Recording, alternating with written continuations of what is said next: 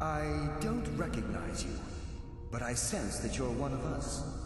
Who are you? The last of the Nightingale Sentinels, I'm afraid.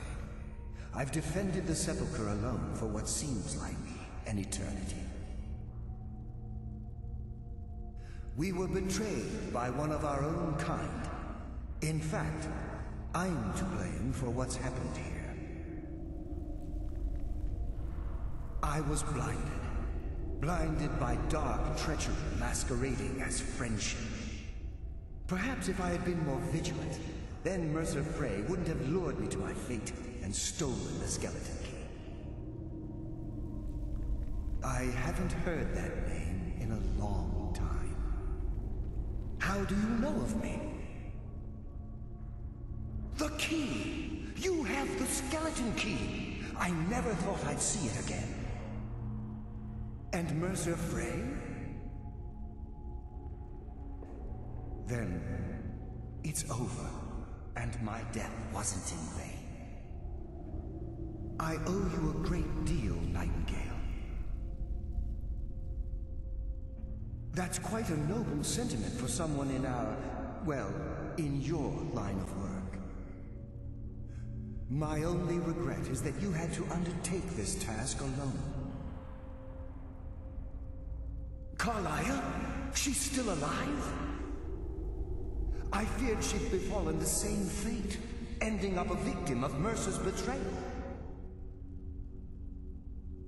Nothing would bring me more pride than to return the key, but I'm afraid it's impossible.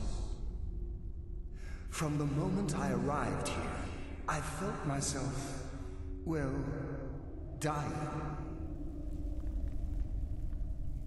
The Sepulchre isn't merely a temple or a vault to house the key. Within these walls is the Ebonmere, a conduit to Nocturnal's realm of Everglow.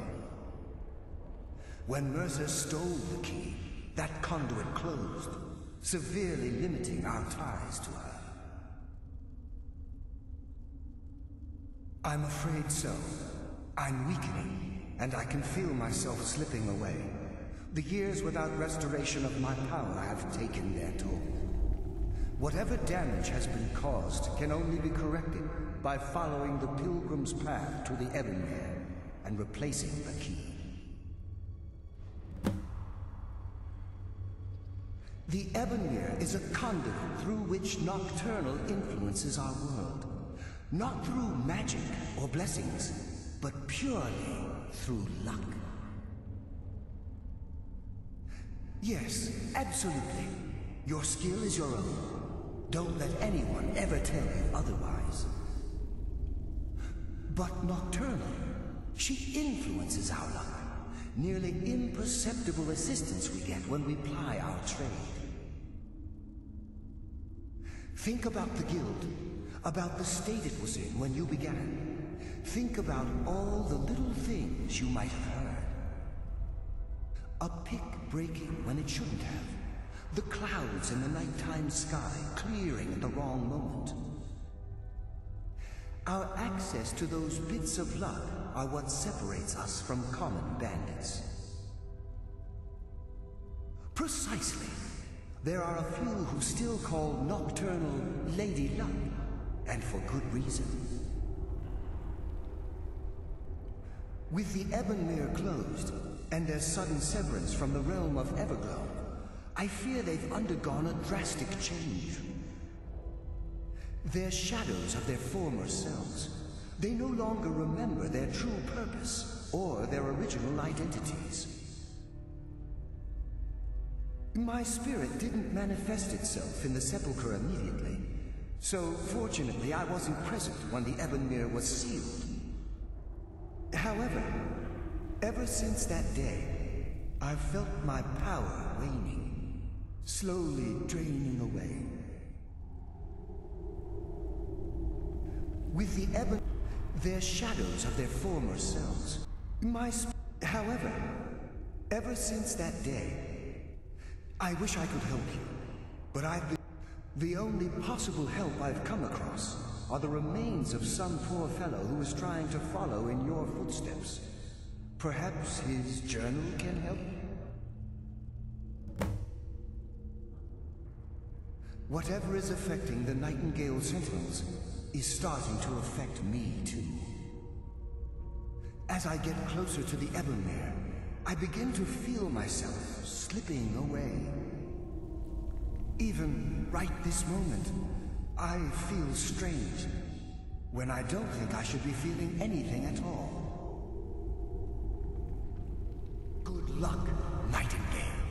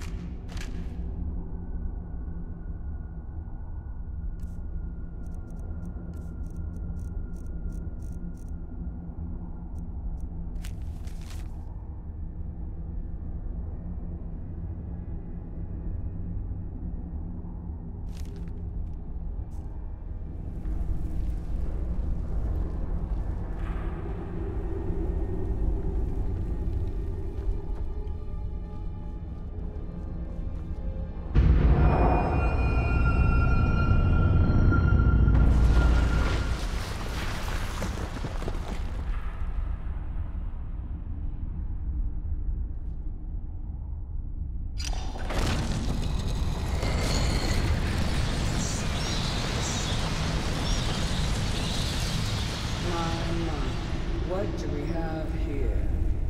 It's been a number of years since I've set foot on your world. Or perhaps it's been moments. One tends to lose track. So, once again, the key has been stolen, and a champion returns it to the sepulchre. Now that the Ebonmere has been restored, you stand before me awaiting your accolades. A pat on your head, a kiss on your cheek. What you fail to realize is your actions were expected and represent nothing more than the fulfillment of your agreement. Don't mistake my tone for displeasure. After all, you've obediently performed your duties to the letter. But we both know this has little to do with honor and oaths and loyalty. It's about the reward, the prize.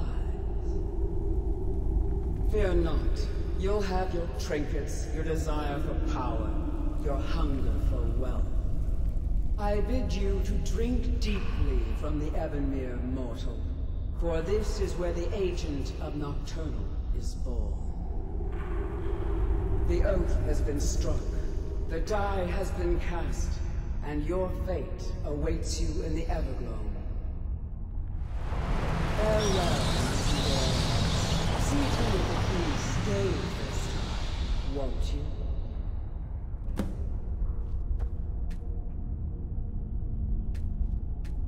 glad you were able to bring the key back safely. Nocturnal seemed quite pleased with your efforts. I wouldn't take that to heart. It's her way. Think of her as a scolding mother continually pushing you harder to be successful, outwardly sounding angry, but silently content. I assure you, had she been displeased with you, we wouldn't be having this conversation. The circles at the base of the Ebonmere imbue you with powers befitting a Nightingale agent. The crescent moon represents the agent of shadow, the half moon for the agent of subterfuge, and the full moon for the agent of strife.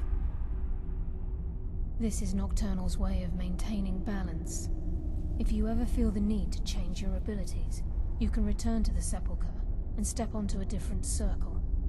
Be warned that once you've chosen, you can't reselect for at least a day. Now, your life as a Nightingale begins.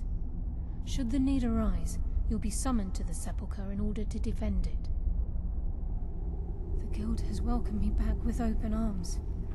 I feel like a void in my life has finally been filled. I only hope that this isn't an ending to things, but actually the beginning. Why, perhaps the greatest crime spree Skyrim's ever known. There are pockets brimming with coin, and coffers overflowing with riches ripe for the picking. We may be Nightingales, but in our hearts we're still thieves, and we're damn good at what we do. The agent of subterfuge utilizes shadow to cloud the judgment of those around him. By weaving the darkness to their will, this agent can manipulate others into fighting for the Nightingale for a limited time. The agent of stealth is the master of remaining unseen. They are able to manipulate the darkness and use it to their advantage.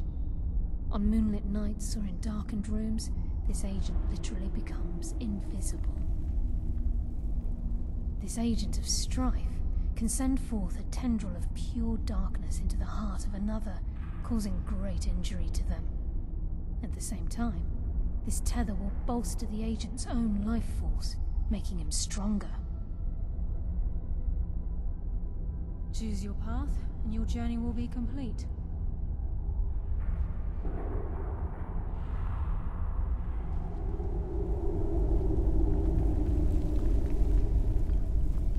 Yes, fellow Nightingale?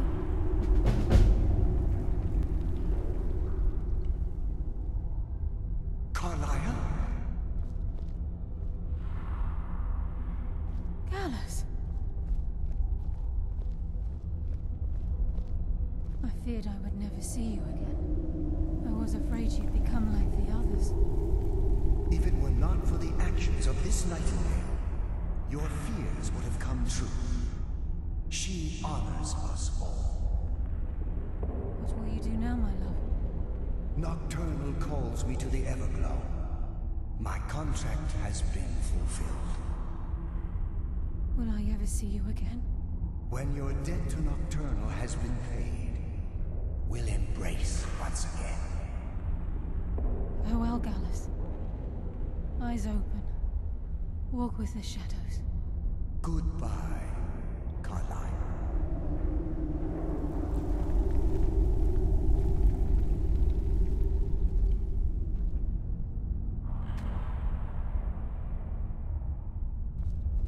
Yes, Nightingale?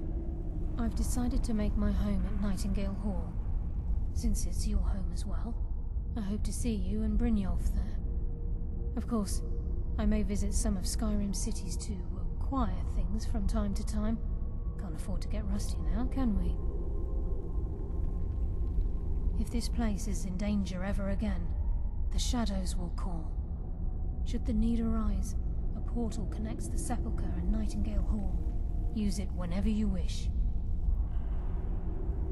Gallus's oath has been paid. His actions have satisfied the terms. Now his spirit becomes one with the Everglow, the realm of perpetual twilight and the cradle of shadow. No, not gone.